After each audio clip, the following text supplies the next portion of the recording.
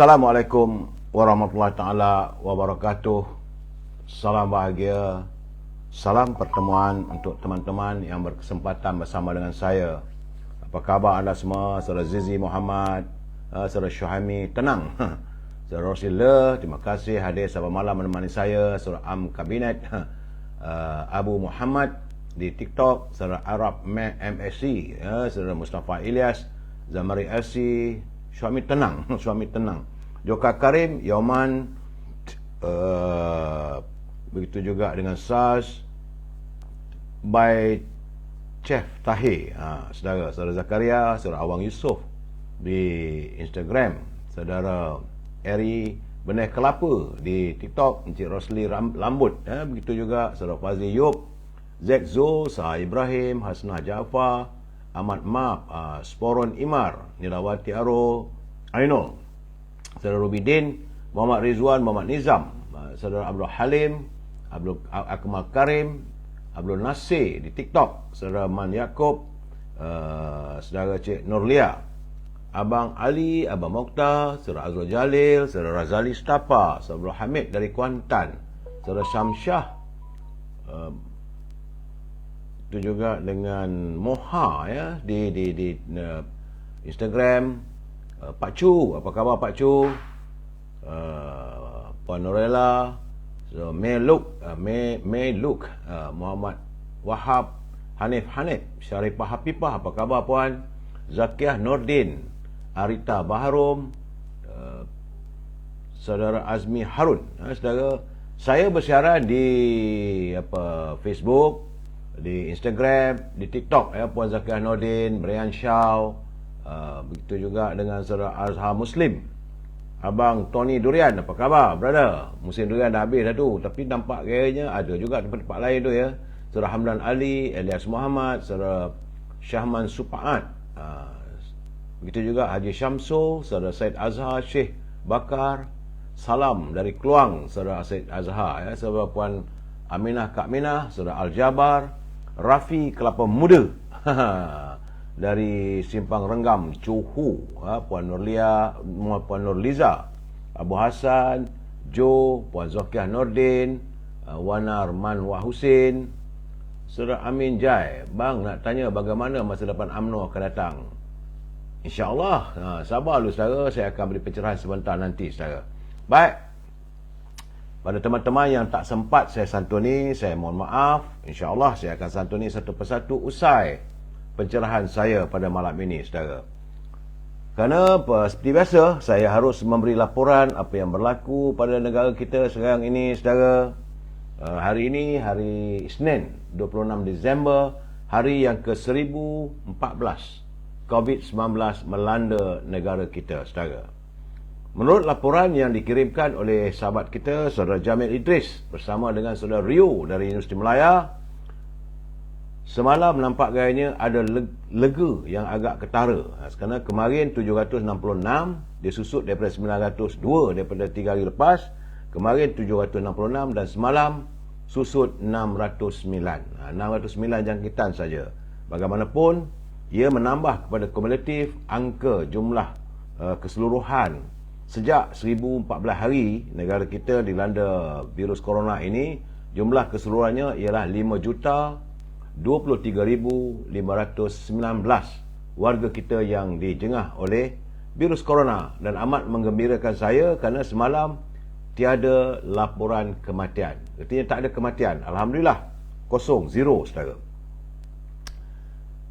Dari laporan saudara Jamil dan Rio, saya dapati bahawa walaupun susut, tetapi 6 negeri ada meningkat. Peningkatan itu tak banyak lah, 1, 2, ada yang 3, begitulah. Tapi peningkatan saudara. Dan Labuan masih tidak berubah, iaitu jangkitan 4 orang saja saudara. 9 negeri yang lain susut. Selangor masih lagi mengatasi jumlah 100 ke atas, iaitu jumlah jangkitan di Selangor 236 jangkitan. Lain-lain negeri tiada jangkitan mengatasi 100. Syukur Alhamdulillah. Mudah-mudahan kita dapat segera memutuskan jaringan virus corona ini saudara. Caranya mudah. Jaga penjarakan sosial, jaga kebersihan diri, pastikan kita jaga keselamatan keluarga kita, saudara. Itu saja. InsyaAllah, mudah-mudahan virus corona ini jaringannya dapat kita putuskan segera. Baik, saudara. Hari ini seperti biasa, usai semalam sambutan hari Christmas, seperti biasa perniagaan dibuka semula. Jadi pada teman-teman yang mempunyai produk, kalau nak saya wawarkan, sila hubungi Al-Azhar di talian 011-330-41241. Al-Azhar masih memasarkan setangi al-bakurnya, saudara. Wangi rumah kita, kalau dibakar semerbak harumnya. Ingat, saudara, rumah yang wangi itu adalah kegemaran para malaikat dan kebencian para syaitan. Al-Azhar juga memasarkan minyak wangi, iaitu daripada tanah Arab, berasaskan kepada pati kayu gaharu. Andainya anda tidak dapat berhubung dengan Al-Azhar, boleh hubungi Siti Farehah di talian 017-711-4300. Saudara Razali, Saudara Ramzul Ram, Saudara Robert Chiu, Arifin Abdul Halim, Saudara Markram Khan, Saudara Yusuf Asim, itu juga Saudara Basir Al-Kintari, Hairul Saleh, Norizan Mat, Saudara Basir Muhammad, Saudara Zazir Bohari, Mimah S Kitchen, Sarah Shadi, yahoo.com. Saudara, jadi kalau anda tidak dapat berhubung dengan Al-Azhar, boleh hubung Siti Farehah di talian 017-711-4300 supaya diwawarkan produk anda. Dan bila berhubung dengan Siti Farehah, jangan lupa dendeng manis Siti Farehah. Sedap, saya boleh buat lauk. Sama ada makan dengan nasi, nak makan dengan pulut, porridge, ataupun dengan roti, saudara. Saudara, bagi teman-teman di Lembah Kelang, kalau nak bekalan buah-buahan, hubungi Syauqi di talian 012-357-5703. Ini di Lembah Kelang saja. Buah-buahan tersebut akan dihantar terus ke rumah anda. Tapi jangan lupa, saya makanan kegemaran saya, popiah sira Lady Maria. Memang sedap, saudara. Saudara Zali Samad, saya malam ni makan roti saja, saudara. Jaga kesihatan diri. Popiah sira Lady Maria ni rasanya rangup, manis dan pedas. Mudah untuk dimakan dan mengasyikkan. Sila hubungi Saudara Nizam di talian 019-435-1203. Itulah, saudara, seketika saya ambil masa sedikit untuk mewawarkan produk teman-teman kita yang berniaga dalam segmen e-commerce. Kalau saudara ada produk nak diwawarkan, tak ada masalah. Sila hubungi Al-Azhar ataupun Siti Farehah, saudara.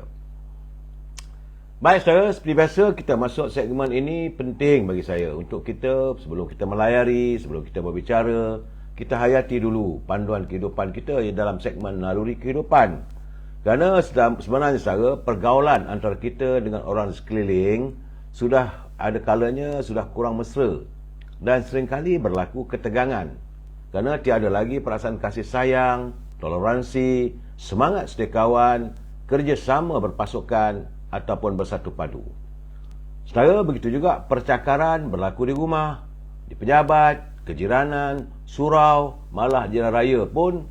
Kadang-kadang dalam grup WhatsApp kita tengok, saudara, bagaimana mereka yang tidak dapat menahan emosinya. Sikap toleransi sudah hilang dan tidak menjadi pegangan masyarakat masa kini. Apakah itu benar? Tapi itu keadaannya sekarang, saudara. Sering bertengkar. Jadi sebenarnya memelihara hubungan silaturahim adalah merupakan satu kewajipan kepada umat Islam untuk menjaga ikatan ukhuwah. Saudara, sabda baginda Rasulullah SAW yang diriwayatkan oleh Muslim, maksudnya Allah akan selalu menolong hambanya selama mana hambanya selalu menolong saudaranya. Sebab itu, saudara, jika kita mahukan pertolongan daripada Allah, kita perlu memelihara hubungan dengan manusia dan saling hidup tolong-menolong, saudara. Manusia dijadikan Allah sungguh unik kerana setiap mereka ada berbagai perbezaan. Perbezaan dari segi fizikal, dari segi intelektual, dari segi emosional dan juga spiritual. Jadi kita sering beranggapan bahawa semua orang itu sama. Sebab itu kadang-kadang kita mahu orang mengikut cara kita. Tak benar, saudara. Hakikatnya perbezaan itulah yang membentuk sama ada kerjasama dan keharmonian dalam kehidupan bermasyarakat. Macam contoh saudara, lihatlah jari kita saudara. Tidak ada yang sama panjangnya. Tapi apabila kita nak menyuap ke mulut kita setiap makanan, jari-jari itu saling sokong menyokong sehingga membentuk satu genggaman bersama. Jika kurang satu sahaja jari itu, kadang-kadang kita tak mampu untuk menggenggam dengan sempurna. Begitulah saudara, perumpamaan hidup bermasyarakat. Kita harus menghormati keunikan dan perbezaan setiap individu. Hormatilah teman-teman kita saudara, dan sentiasa berjiwa besar. Tidak memandang serong, tidak memandang rendah pada orang lain saudara. Baik saudara, kita masuk segmen Mutiara Kata. Ini kiriman saudara Tan Sri Osusukam. Menurut Tan Sri Osusukam, dia kata insaflah bahawa amalan yang paling dicintai oleh Allah adalah amalan yang paling konsisten, walaupun sedikit. Ini sebagaimana kenyataan hadis daripada baginda Rasulullah. Yang paling penting, walaupun amalan kebaikan kita buat itu walaupun sedikit tetapi konsisten, itulah yang lebih berharga. Sekarang kita buat baik, besok buat jahat, itu tak konsisten saudara. Sekarang kita solat, besok kita tak solat, itu juga tidak konsisten saudara. Jadi konsistensi itu yang paling penting saudara. Jadi kita harus menjaga konsistensi kita dalam beramal mengikut unjuran apa yang diperintahkan oleh Allah SWT. Saya tetap konsisten. Jam 9.30 malam kita bertemu. Di samping itu, saya sentiasa mengingatkan pimpinan negara agar jangan berbelanja wang negara tanpa had, kerana kita bimbang dan kita khawatir negara boleh muflis seandainya wang negara dibelanjakan tanpa had saudara. Hari ini saudara, kita masuk hari yang ke-23. Sebagaimana yang saya nyatakan pada anda, kita harus membuat countdown sehingga 100 hari untuk melihat sejauh mana kejayaan, sejauh mana telah dilakukan oleh pimpinan kerajaan perpaduan ini dalam menangani derita rakyat. Hari ini hari yang ke-23 saudara. Jadi bicara kita malam ini juga adalah persekitaran itu, dan saya melihat bahawa UMNO masih dalam keadaan yang bercelaru saudara. Itu sekitar bicara kita malam ini saudara. Namun begitu, kita santun dulu pantun Pak Nazir. Menurut Pak Nazir, lemak talang pindang pelata, ulam raja goreng keli. Bukan calang wang berjuta, apa saja boleh dibeli.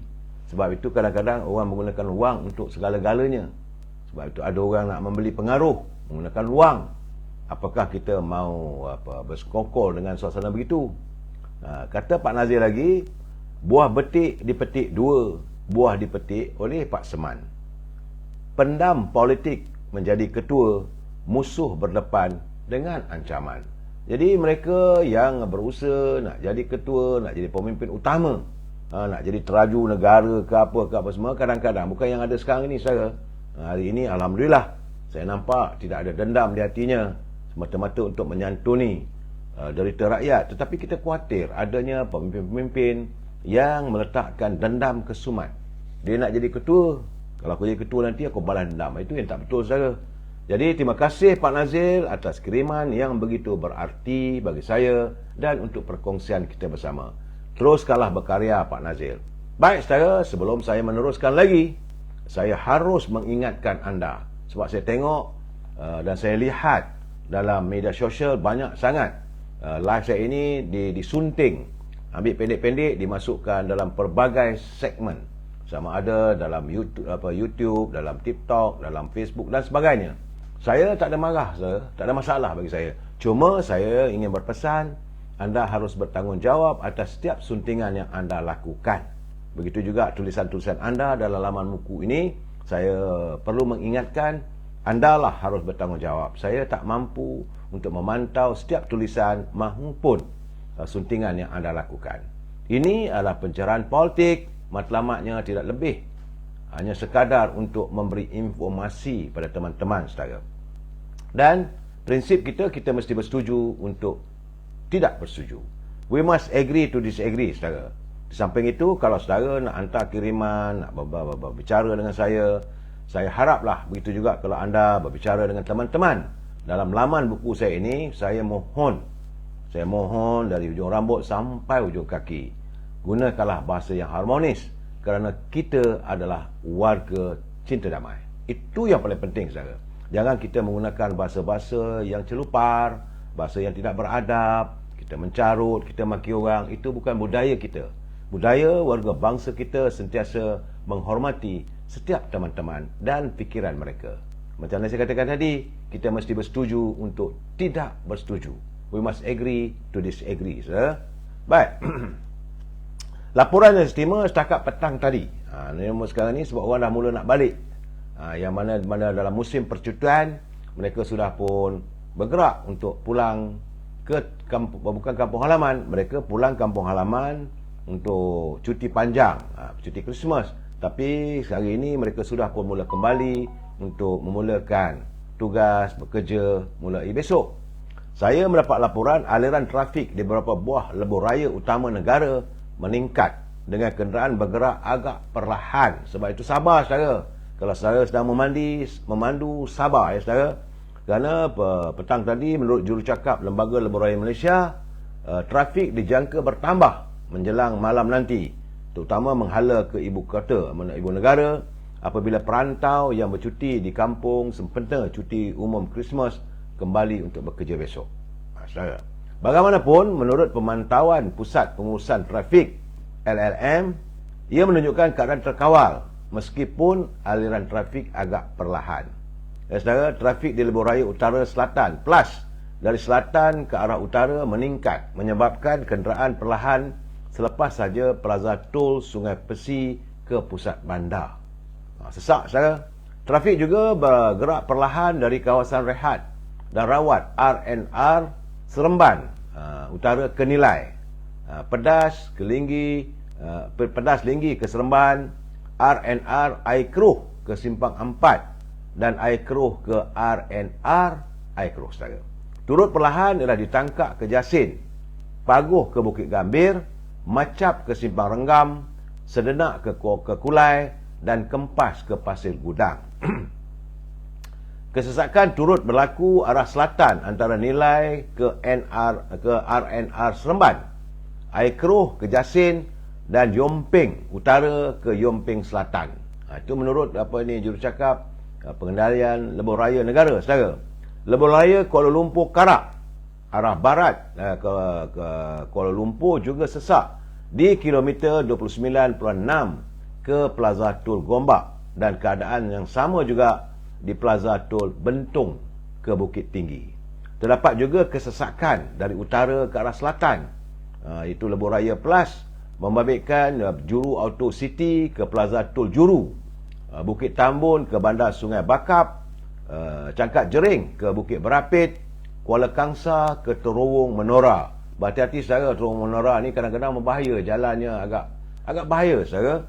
Itu Ipoh Selatan ke Simpang Pulai, Gopeng ke Tapah dan Bukit Tagar ke Bukit Beruntung. Manakala yang ke arah utara, keadaan trafik perlahan antara Jawi ke Sungai Bakap, Tapah ke Gopeng dan Sungkai ke Tapah. Itu laporan yang saya terima. Jadi pada teman-teman yang sedang memandu, kalau anda mendengar live saya ini, saya mohon agar anda memandulah dengan sebaik mungkin, berhati-hati. Kerana kesesakan ini tidak siapa boleh menghalangnya. Ia berlaku apabila banyak sangat kenderaan yang menggunakan lebuh raya. Lebih-lebih lagi musim cuti ini. Saudara, ingatlah, saudara, ada orang yang disayangi, yang mencintai anda di rumah. Elakkan memandu dengan keadaan yang begitu bergopok kapah. Itu pesanan saya. Harapan saya anda selamat. Besok juga kita boleh live bersama, boleh dengar bercerita. Politik juga, saudara. Keselamatan diri, keluarga perlu dijaga, ya, saudara. Aliran perlahan, saudara Linda, dari sebab rakyat cari ayam murah.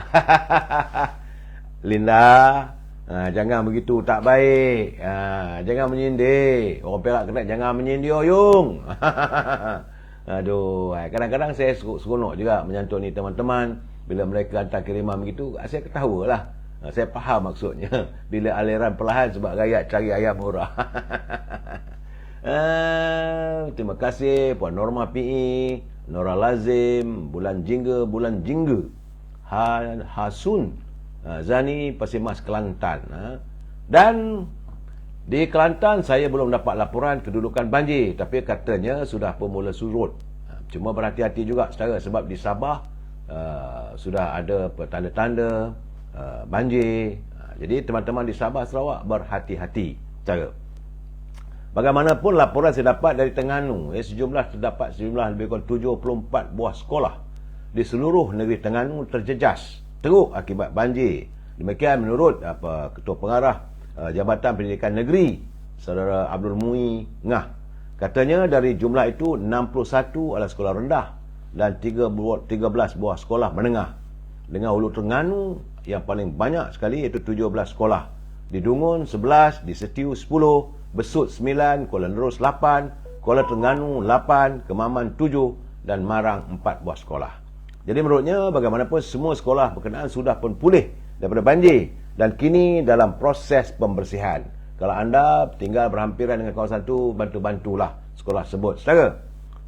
Sebab banyak akibat banjir mengakibatkan banyak kerosakan berlaku, seperti bangku, meja saudara, dan juga kerja-kerja pembersihan perlu dilakukan, berlumpur yang tinggi. Di samping itu adanya laptop ataupun komputer yang rosak, buku-buku yang rosak, dan semua ini menurut Ketua Pengarah Pendidikan Daerah di Negeri Terengganu akan diganti sesegera mungkin usainya. Ya, bagi komputer riba yang rosak, dia kata akan diganti oleh pihak syarikat yang beri sewaan kepada sekolah berkenaan. Sementara itu katanya terdapat 143 sekolah yang telah dijadikan pusat pemindahan sementara PPS, dan setakat 10 pagi tadi 135 daripadanya telah pun ditutup. Alhamdulillah, artinya Terengganu mula susut. Cuma dapatan saya ada juga rumah yang teruk, dan saya haraplah kerajaan negeri Terengganu ikhlaslah membantu. Jangan jadikan bantuan bencana banjir ini sebagai agenda politik. Bantulah semua orang tanpa mengira fahaman politik.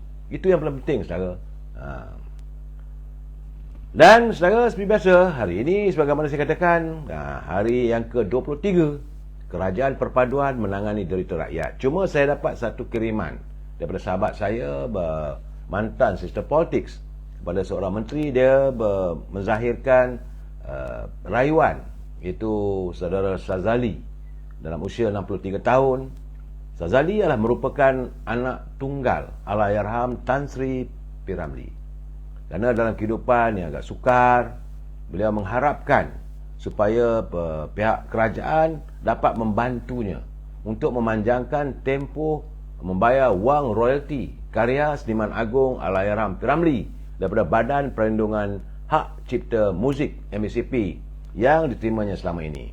Jadi sebelum ini katanya dia telah menghubungi MACPP bagi mendapatkan perkembangan terkini mengenai permintaannya supaya kerajaan dan pihak bertanggungjawab menambah tempoh perlindungan hak cipta.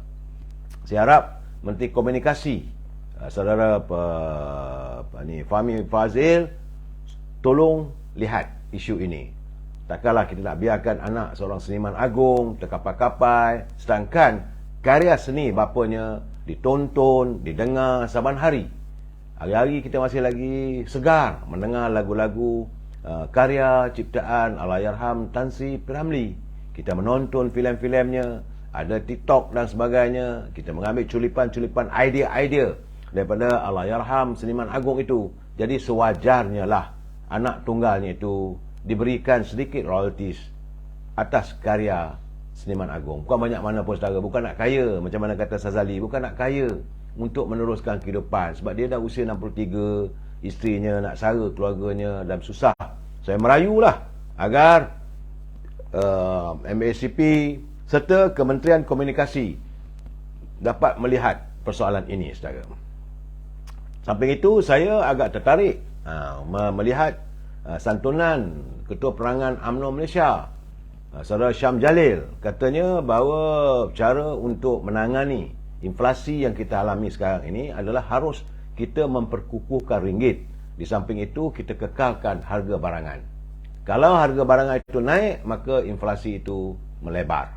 Kalau kedudukan kewangan kita tidak kukuh, ringgit masih lagi terus dalam keadaan yang limbo, sekejap naik sekejap turun, maka inflasi juga akan terus berkembang. Jadi salah satu caranya katanya untuk menangani kenaikan inflasi adalah dengan mengukuhkan mata wang ringgit dan membantu para peniaga mengekalkan harga barangan jualan mereka. Fikirlah sama ada nak beri subsidi dan sebagainya. Yang ini saya harap Kementerian Perdagangan Dalam Negeri, Saudara Datuk Sarwin Ayub harus memikirkan cadangan agak baik. Kerana kalau kita nak kurangkan inflasi ini, pertama ia disebabkan oleh cost push, iaitu kos produksinya tinggi macam ayam. Yang paling pentingnya bukan ayam itu harga mahal, tidak. Harga ayam itu naik kerana kos dedak. Jadi ini perlu ditangani dari dulu lagi.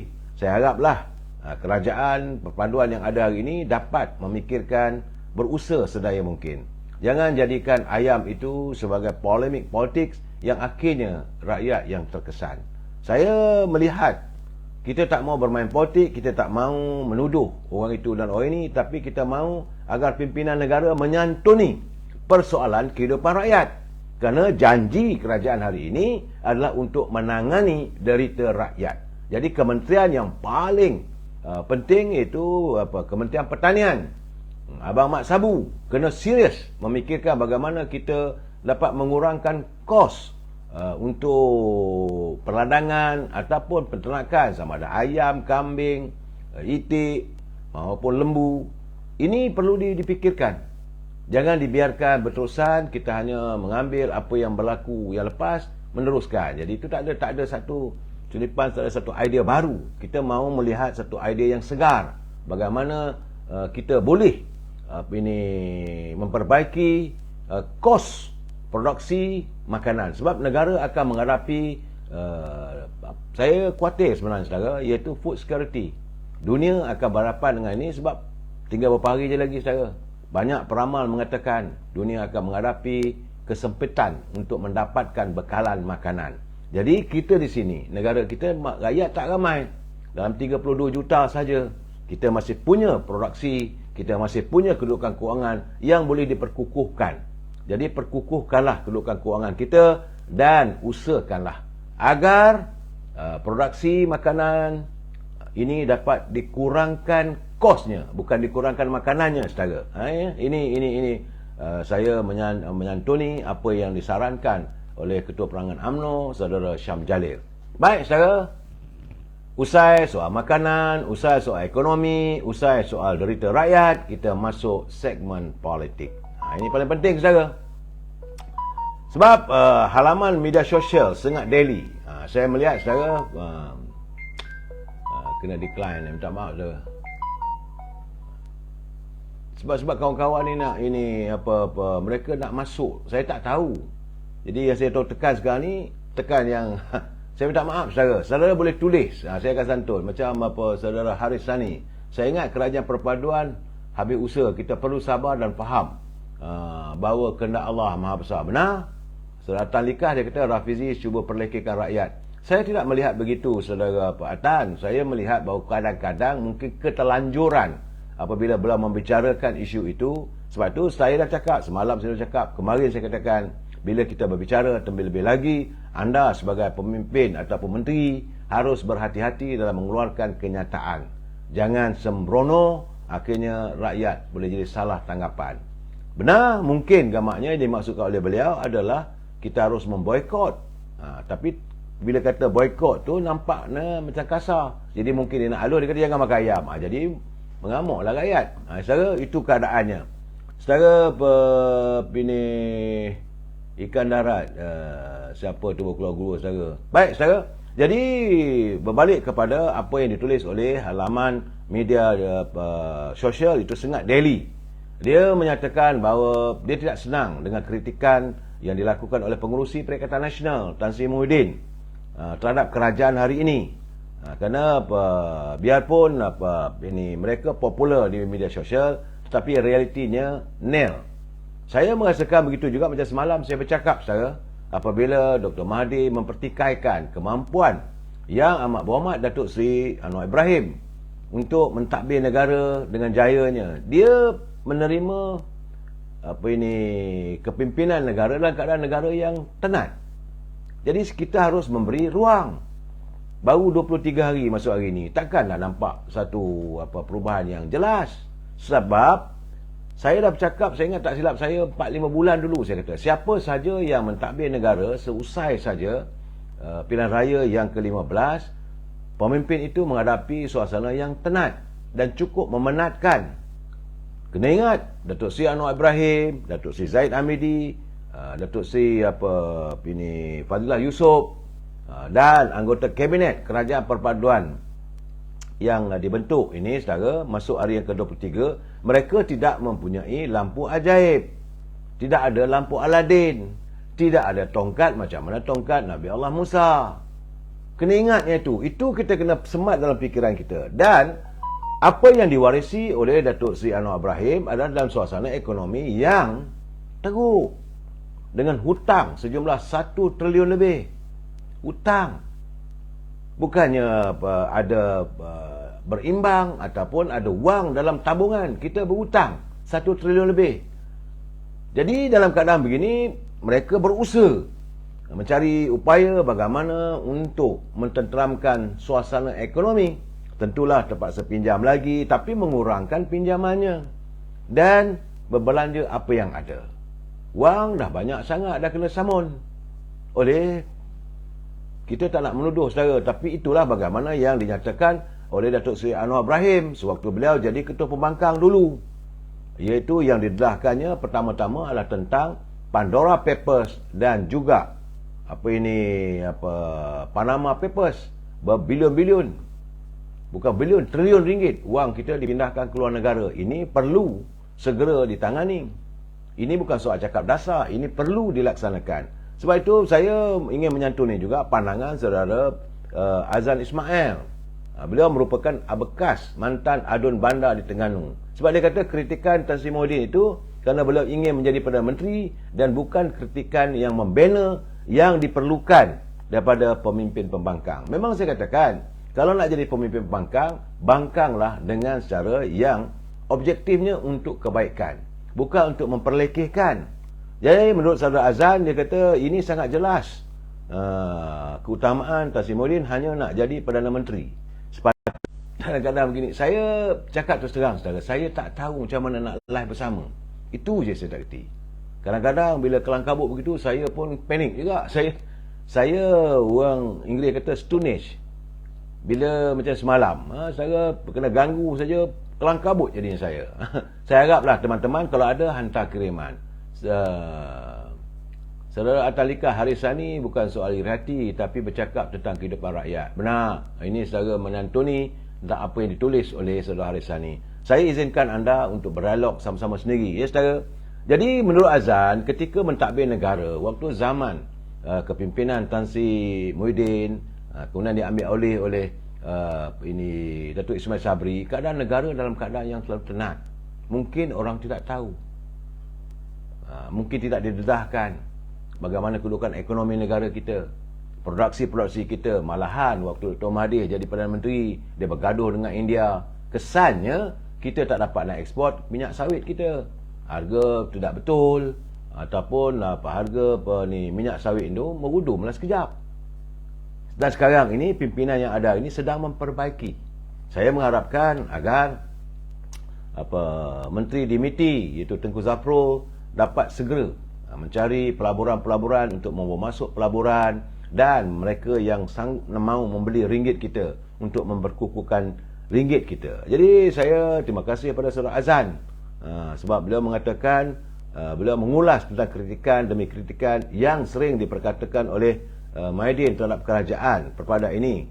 Sedangkan dia kata apa kritikan itu bukanlah kritikan yang ikhlas, melainkan hanya untuk memburukkan. Saya harap pimpinan kerajaan ataupun pemimpin parti pembangkang hari ini jadilah seorang pemimpin pembangkang yang berwibawa dan ikhlas demi untuk menangani masalah rakyat. Soal nak jawatan apa semua, tunggulah pilihan raya. Sabar, tak lama pun saudara. Itu keadaannya saudara. Cuma saya tengok hari ini, ini satu hal saya tak tahu sejauh mana benar tak benar, sebab saya tidak diberitahu adanya perundingan berhubung dengan kerusi-kerusi yang bakal ditandingi menjelang pilihan raya di 6 buah negeri. Pilihan raya negeri saudara. Saya tidak tahu apakah ini sudah dimuktamadkan, apakah sudah ada perbincangan antara Pakatan Perpaduan, Parti Keadilan, Parti DAP, Parti Amanah dan UMNO. Sebab saya dapat teman-teman menghantar kiriman. Contoh, saya bagi tahu saudara, sejauh mana benar saya tak tahu saudara. Sejauh mana benarnya, tapi saya nampaknya ada juga kebenarannya, ada logikanya, sekadar untuk perhatian kita bersama bahawa macam kita akan menghadapi pilihan raya di 6 buah negeri. Pertama sekali Terengganu. Terengganu terdapat 32 kerusi Dewan Undangan Negeri. Menurut apa yang difahamkan kepada saya, UMNO bakal diperuntukkan sejumlah 19 kawasan untuk ditandingi oleh UMNO. Artinya kawasan itu PBM, PKR, ini Amanah, DAP tidak akan bertanding, tidak akan meletakkan calon.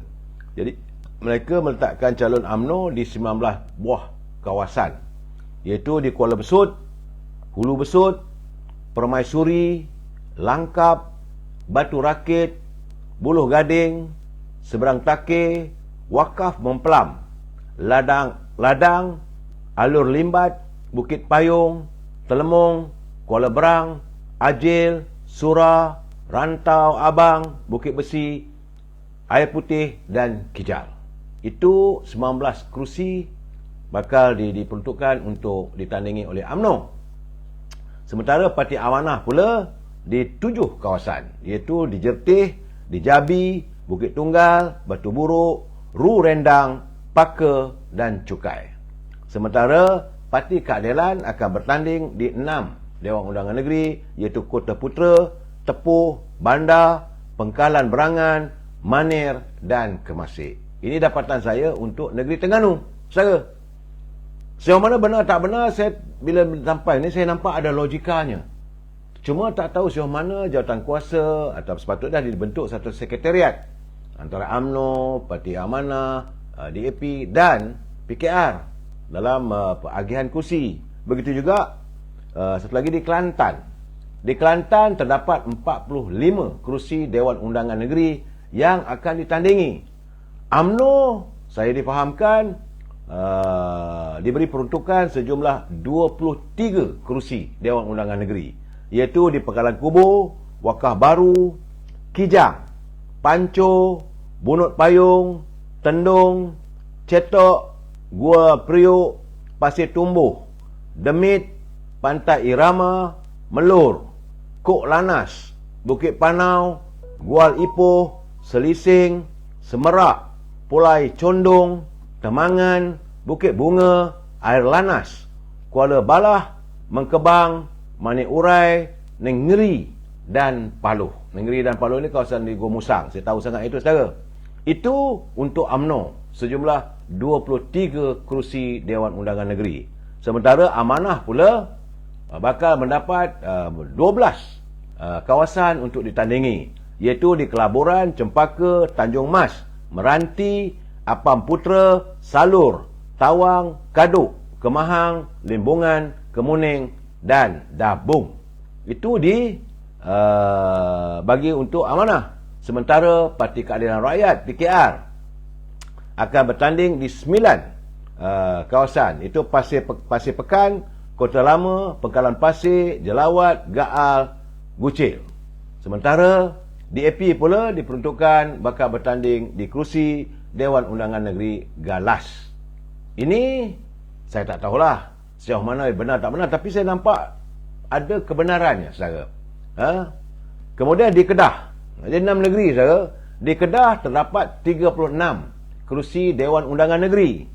UMNO mendapat lebih kurang 13 peruntukan untuk bertanding di Air Hangat, Air Hitam, Bukit Kayu Hitam, Kuala Nerang, Bukit Lada, Anak Bukit, Sungai Tiang, Sungai Limau, Gua Cempedak, Jeneri, Tanjung Dawai, Bandar Baru dan Bayu.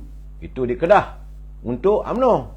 Sementara Amanah pula 10 kota didapat, iaitu Kota Seputih, Jitra, Bukit Pinang, Alur Mengkudu, Pengkalan Kundo, Tokai, Kuala Ketil, Kupang, Merbau Pulas, Pantai Merdeka. Itu untuk amanah. PKR pula di Kuah, Langkawi, Pedu, Suka-Menanti, Kubang Rotan, Belantik, Bukit Selambau, Bakar Arang, Sidam, Lunas dan Kulim.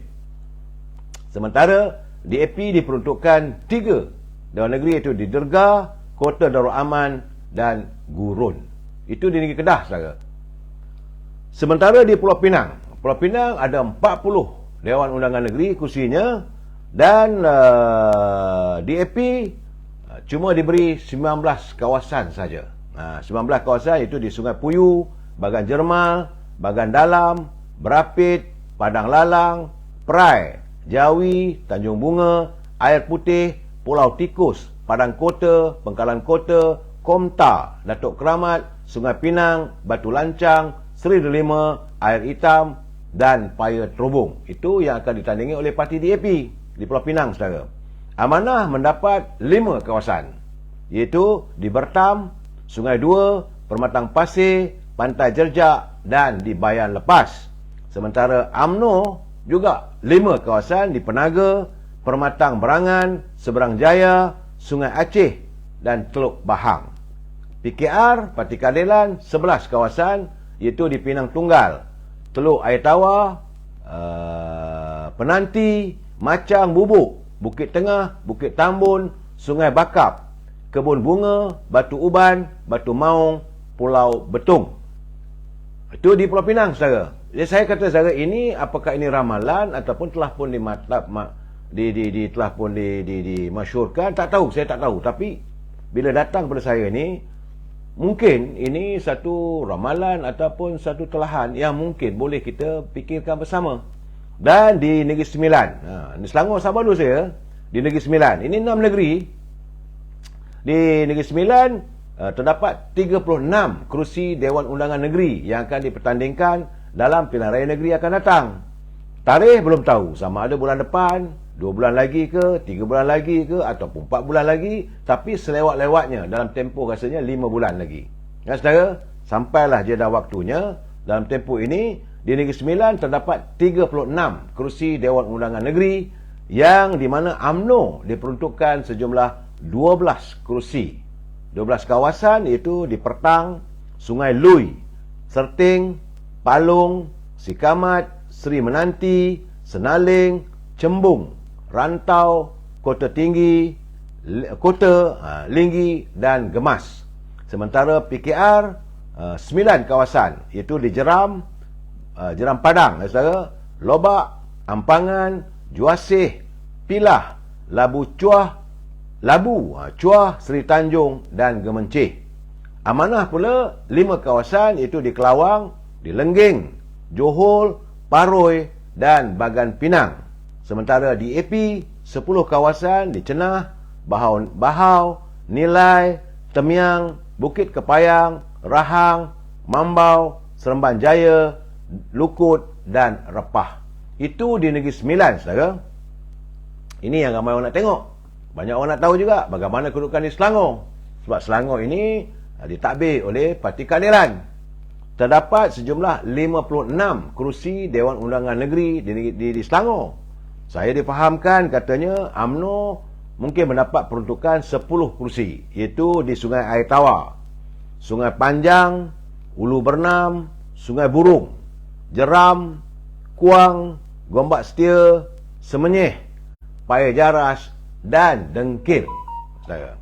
PKR bertanding di 20 kawasan, iaitu di Sabak, Permatang, Bukit Melawati, Ijuk, Rawang, Sungai Tua, Bukit Antarabangsa, Kajang, Seri Setia, Taman Medan, Bukit Lanjan, Kota Damansara, Batu Tiga, Sementa, Selat Kelang, Pelabuhan Kelang, Sentosa, Sungai Kandis, Tanjung Sepat dan Kota Anggerik. Itu PKR. Sementara amanah di 10 juga kawasan, iaitu di Batang Kali, Taman Templer, Ulu Kelang, Lembah Jaya, Pandan Indah, Sungai Ramal, Seri Serdang, Meru, Sijangkang dan Moret. Itu bagi amanah. DAP pula 16 kawasan di Sekinchan, Kuala Kubu Baru, di Teratai, Dusun Tua, Balakong, Seri Kembangan, Kinrara, Subang Jaya, Bukit Gasing, Kampung Tungku, Bandar Utama, Bandar Baru Kelang, Pandamaran, Kota Kemuning, Banting dan Sungai Pelik. Itulah kawasan-kawasan yang akan ditanding dan agihannya sekarang. Saudara tuah, dia kata sekarang ekonomi kurang baik. Benar, tapi pilihan raya kena diadakan juga apabila sampai tiada waktunya. Dan jika ini berlaku, maka besar kemungkinan pertandingan akan datang 1 lawan 1. Tak adalah lagi 3-4 lawan. Iaitu antara kumpulan pimpinan perpaduan, UMNO, PKR, Amanah dan DAP akan berhadapan dengan Perikatan Nasional, iaitu PPBM, PAS, Gerakan, Gerakan, dan satu lagi tak tahulah mana partinya. Dan ini akan berlaku pertembungannya, saya nampak 1 lawan 1 yang akan melegakan sedikit. Cuma apakah kali ini akan adanya haburan wang ringgit dan sebagainya? Itu keadaan yang dapatan saya, saudara. Jangan marah kat saya. Soalnya sekarang ni selesai tentang pilihan raya. UMNO akan mengadakan perhimpunan agung khasnya pada 13 Januari, iaitu lebih kurang dalam 20 hari lagi, saudara. Kerana menurut Setiausaha Agung, perhimpunan agung khas UMNO akan diadakan pada tanggal 13 Januari 2023 bermula jam 11.30 pagi. Usai saja ucapan dasar yang akan disampaikan oleh Datuk Seri Presiden, Datuk Seri Zahid Hamidi, maka ada 2 usul yang akan dibawa dalam perhimpunan agung khas kali ini, yang akan dibentangkan oleh, katanya, Naib Presiden Datuk Seri Khalid Muhammad.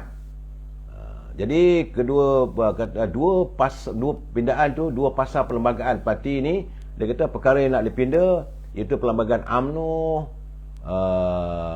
20.11 yang menyebut seseorang ahli parti yang menang bertanding tetapi meninggalkan parti atau bertanding sebagai calon bebas atau parti lawan, sama ada pada pilihan raya negeri atau parlimen, maka mereka akan tergugur keahlian secara otomatis. Dan pindaan pasal berkenaan adalah untuk disesuaikan dengan Akta Anti Lompat Parti yang telah pun diluluskan oleh Dewan Rakyat sebelum ini. Saudara, UMNO juga akan meminda pasal 8.4, iaitu supaya ketua penerangan bahagian, ketua penerangan wanita, ketua penerangan pemuda, ketua penerangan puteri, ketua penerangan ini akan menjadi perwakilan secara otomatis dalam Perhimpunan Agung UMNO Malaysia. Oleh itu perwakilan ini kali ini akan bertambah sejumlah 191 orang daripada kebiasaannya. Seperti biasa tu 1000 lebih rasanya, kali ini tambah lagi 191 orang. Sebelum ini hanya 7 saja individu secara otomatis dari setiap bahagian yang menjadi perwakilan pada Perhimpunan Agung UMNO, melibatkan ketua bahagian, timbalan ketua bahagian, naib ketua bahagian, ketua pergerakan wanita, ketua pergerakan pemuda, ketua puteri, selain daripada itu setiausaha bahagian. Kali ini ditambah lagi iaitu ketua penerangan. Jadi dengan pindaan perlembagaan nanti seramai 8 individu, termasuk ketua penerangan bahagian dari sayap setiap satu. Jadi artinya Perhimpunan Agung Pemuda, ketua penerangan juga akan hadir sebagai perwakilan. Jadi tidaklah perlu mereka bertanding di peringkat bahagian, sebab mereka akan menjadi perwakilan secara otomatis. Yang selalu kita cakap G7 ni hanya di kalangan perwakilan bahagian saja, tetapi ketua bahagian, timbalan ketua bahagian, naib ketua bahagian, setiausaha bahagian, ketua wanita, ketua puteri, ketua pemuda otomatis berserta dengan ketua penerangan juga secara otomatis. Ini akan dibuat dalam mesyuarat agung khas yang akan diadakan pada 13 Januari nanti. Ini merupakan 2 pindaan perlembagaan yang akan dilakukan, saudara. Jadi dalam menjawab persoalan apakah ada tak adanya pertandingan jawatan Presiden Parti. Menurut Datuk Maslan, dia kata keputusan sama ada jawatan Presiden dan timbalan Presiden ini dipertandingkan atau tidak, dia kata tunggulah, belum dibuat, tak ada. Majlis Tertinggi menafikan bahawa ada usaha dilakukan untuk jawatan Presiden dan timbalan Presiden ini tidak ditandingi. Tidak ada. Apa yang berlaku hanya sekadar lontaran pandangan ahli-ahli peringkat akar umbi, ketua-ketua bahagian. Saya, sini yang menjadi polemik. Tak ada demokratik lah dalam UMNO ni. UMNO tetap akan mengadakan pemilihannya pada tahun 2023. Itu mesti. Cuma jawatan yang menjadi tumpuan adalah jawatan Presiden. Ini yang menjadi tumpuan, saudara. Presiden dan timbalan Presiden. Mulalah orang mengatakan bahawa ada cadangan daripada ketua bahagian Sungai Besar, Datuk Jamal. Dia minta kalau boleh jangan ada pertandingan. Lepas itu disaut oleh bahagian-bahagian yang lain. Kemudian ada pula bahagian yang tak bersetuju. Macam ada Mokhtar Din Nenek Esko Pemuda mengatakan bahawa tak ada demokratik. Saya mengatakan ini nak bercakap soal demokrasi apa benda lagi. Kalau mengikut dulu pun zaman Dr. Mahathir pun jawatan Presiden, siapa nak lawan? Tak boleh lawan. Disediakan kota lah, mesti ada 20 sekurang-kurangnya dapat 100 pencalonan lah, mesti 20% lah. Banyak syarat-syarat yang letakkan. Tapi kali ini tidak. Presiden UMNO tidak meletakkan. Datuk Seri Zahid dia tak ada ambil kisah. Tanding-tanding lah dia kata. Jadi masalahnya sekarang ini dipolemikkan. Hanya matlamat lain tak ada untuk menghakiskan nama baik Presiden dan timbalan Presiden serta pimpinan UMNO. Saya dah katakan saudara, semalam, kemarin dulu pun saya katakan UMNO harus berwaspada. Bukan saja UMNO, warga Parti Keadilan juga harus berwaspada. Kerana usaha masih dilakukan oleh puak yang sana tu, puak baju hitam. Saya panggil puak hitam lah saudara. Puak-puak ini masih lagi berusaha untuk mengambil alih jawatan Presiden UMNO untuk membolehkan mereka menggadaikan UMNO kepada Perikatan Nasional. Jika ini berlaku, maka wujudlah semula sekali lagi langkah seperti langkah Kajang. Ini yang saya katakan ada usaha untuk mewujudkan kembali kesongsangan dalam politik di tanah air kita ini. Sekarang ini suka tak suka saya dah cakap, mesti kita menerima hakikat sepatutnya yang menerajui negara adalah Parti Pakatan Harapan, pimpinan Datuk Seri Anwar Ibrahim. Parti-parti yang lain sepatutnya membantu untuk menyokong boleh membentuk kerajaan.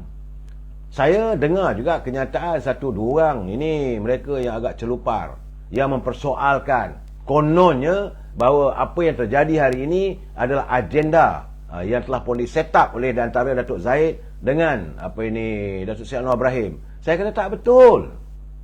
Bila contohnya Tan Sri Anwar Musa, saya dengar lah dia kata terbuktilah apa yang mau dirancang oleh mereka, akhirnya Datuk Seri Anwar Ibrahim jadi Perdana Menteri, maka Datuk Zahid jadi timbalan Perdana Menteri. Inilah perancangan mereka. Maka dalam pilihan raya itu UMNO tidak menang besar, Pakatan Harapan yang menang besar. Itu omelan. Bagi saya menafikan saya. Tak betul. Sepatutnya bayangkanlah bagaimana kalau saat Duli Yang Maha Mulia Sri Paduka Baginda Yang Tuan Agong mencadangkan, menyarankan agar dibentuk satu kerajaan perpaduan antara Pakatan Harapan dengan Perikatan Nasional. Jika itu berlaku, apakah terjadi? Datuk Seri Anwar Ibrahim jadi Perdana Menteri, Zahid Hamidi timbalan Perdana Menteri. Nah, ini keadaan tak betul, saudara. Mereka membuat onar, mereka melanggar, mereka menghancurkan impian dan harapan Duli Yang Maha Mulia Sri Paduka Pertuan Agong untuk melihat kestabilan ini, kemudian tuduh pada Zahid. Ini tak betul. Ini kenyataan bagi saya cukup tidak bertanggungjawab. Bila mereka mengatakan ini perancangan dari awal, rancang apa benda? Kalau waktu itu Perikatan Nasional bersetuju, Datuk Seri Anwar Ibrahim jadi Perdana Menteri, Tan Sri Bode jadi timbalan Perdana Menteri, diadunkan dua parti ini, UMNO kekal sebagai parti pembangkang. Tapi kerana mereka tidak mahu untuk bersama dengan Pakatan Harapan, menjadikan suasana dalam keadaan yang tidak menentu. Sebab waktu itu keadaan tergantung. Bila keadaan tergantung, perlu diselamatkan. Jadi usaha yang dilakukan oleh Datuk Seri Zahid Hamidi tidak lain tak bukan hanyalah untuk memastikan terbentuknya kerajaan berdasarkan pada prinsip demokrasi, iaitu yang menang tetap yang menang, bukan mengambil yang kalah untuk disokong. Jadi sebab itu berasaskan kepada itu, dengan adanya 30 kerusi daripada UMNO Barisan Nasional berserta dengan 82 kerusi daripada Parti Pakatan Harapan, membentuk 112 kerusi, bolehlah tubuh kerajaan, the simplest, paling simple majority waktu itu. Tapi malangnya saudara, mereka bergandengan, kononnya lah. Ini yang saya cakap terang, saya dapat tulisan. Bila orang bercakap tentang Datuk Seri Syahmudin, karenanya mengatakan bahawa kita haruslah setia pada parti. Jadi saya terima surat ni. Di manakah letaknya kesetiaan Datuk Seri Syahmudin ketika beliau tergamak menandatangani surat akuan bersumpah secara sulit menggunakan kapasitinya sebagai ahli parlimen Sembrong yang baru menang pilihan raya ke-15, sedangkan telah pun dipersetujui apa-apa keputusan mesti dibawa melalui Presiden Parti. Tapi dia lebih redha membawa 10 orang lagi itu. Ini kenyataan yang dilapaskan oleh Tuan Guru Haji Hadi Awang. Saudara, macam mana kau nak bercakap soal kesetiaan? Jadi saya katakan kenyataan yang tular dalam media sosial, Syahmudin kata kita mesti setia pada parti, bagi saya podah. Cakap sembang saja. Sepatutnya beliau wajar diambil tindakan, kerana sekali lagi melakukan, saya anggap sebagai onar, membelakangkan parti. Saudara,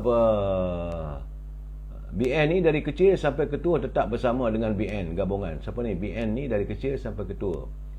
NPC Intel. Saya melihat bendanya sekarang ni saudara. Apa salahnya Barisan Nasional sehingga dikutuk sebegitu rupa? Sebab itu saya harap teman-teman daripada Parti Keadilan khususnya jangan diburukkan Datuk Seri Zahid Hamidi, sebab beliau merupakan antara penyelamat. Kalau tidak ada tertubuhnya kerajaan hari ini, tidak akan jadi Datuk Seri Anwar Ibrahim sebagai Perdana Menteri, kerana Tan Sri Muhyiddin matlamatnya nak jadi Perdana Menteri, walaupun dia punya parti cuma dapat minoriti di kalangan majoriti. Dia cuma minor, 73 kursi. Yang majoritinya adalah ini Parti Amanah, Parti Kerajaan Perpaduan. Kumpulan Pakatan Harapan dapat 82. Kumpulan Tan Sri dapat 73. UMNO 30. Tapi bila dua ni tak nak bercantum, UMNO harus membuat keputusan. Keputusan dilakukan oleh Datuk Zahid adalah bersama dengan Datuk Seri Anwar Ibrahim, kerana menyantuni prinsip demokrasi. Yang kedua, menyantuni saranan istana. Ini saya kena war-warkan juga. Walaupun orang kata tiap-tiap malam bercakap, saya kena bercakap sebab ada lagi pihak yang masih menafikan persoalan ini, yang masih mengatakan Datuk Zahid ini dia sudah pun bercerita dari lama dah dengan Datuk Seri Anwar Ibrahim, menyokong Seri Anwar Ibrahim, hendakkan kerajaan ini kerajaan Parti Keadilan dan DAP. Mereka tak bersebut pun tentang PBM. Artinya Datuk Zahid ini sudah melanggar prinsip. Dulu kata no PBM, no PKR, no DAP. Dia tak sebut pun no PBM. Inilah cara mereka melontarkan pandangan politik yang tidak baik. Keadaannya apa yang kita katakan waktu kita bertanding solo. Lepas bertanding kita jumpa balik. Siapa yang menang majoriti dalam prinsip dan demokrasi kita sokong. Apatah lagi apabila tuanku menyarankan, kerana Tan Sri Muhyiddin tak nak. Cuma yang kita hairan kenapa Syahmudin yang hari ini mulalah bercakap soal perpaduan, mula bercakap macam mana nak memperbaiki Barisan Nasional. Kita dalam keadaan begini untuk menghadapi masa depan. UMNO Barisan Nasional ni kena diperbetulkan. Siapa nak perbetulkan? Bagi saya ketiadaan kamu dalam UMNO lebih mudah UMNO diperbetulkan. Saya cakap terus terang. Sebab terbukti di mana letaknya kesetiaan sanggup bersekongkol dengan Tan Sri Muhyiddin yang berada di kalangan orang yang nak membunuh UMNO. Saya hairan. Apakah dia tak terfikir apa yang berlaku pada UMNO dan BN? Kiranya kerajaan hari ini dipimpin oleh Tan Sri Muhyiddin. Apakah dia tak belajar lagi apa yang terjadi pada pemimpin-pemimpin UMNO? Tak ada fikir. Yang matlamat mereka nak mematikan UMNO supaya ahli-ahli UMNO ni dipindah dalam PBN. Ini kena jelas. Saudara kena faham. Jadi sebab itu saya berkali-kali menyatakan, cukup-cukuplah orang macam Hishamuddin, orang macam Khairi Jamaluddin, orang-orang macam ini bagi saya. Sebab itu saya cuma satu je kerunsingan saya, sebab saya dapat laporan bahawa pejabat Presiden UMNO sekarang ni sudah pun ada rempuhan. Kononnya orang-orang tertentu sudah pun cuba mengelilingi Presiden. Saya berharap Datuk Seri Presiden sentiasa berwaspada, kerana ular-ular sekarang ni sedang mengelilingi Datuk Seri Presiden. Perhati baik-baik orang-orang ini, sejauh mana kejujuran mereka. Saya mahu melihat agar institusi Presiden UMNO ini tidak dicabar, kerana sekali kita melakukan cabaran, maka sekali lagi lah UMNO dalam berantakan. Kita sambung lagi malam esok. Wabillahi taufiq wal hidayah. Assalamualaikum warahmatullahi taala wabarakatuh. Selamat malam.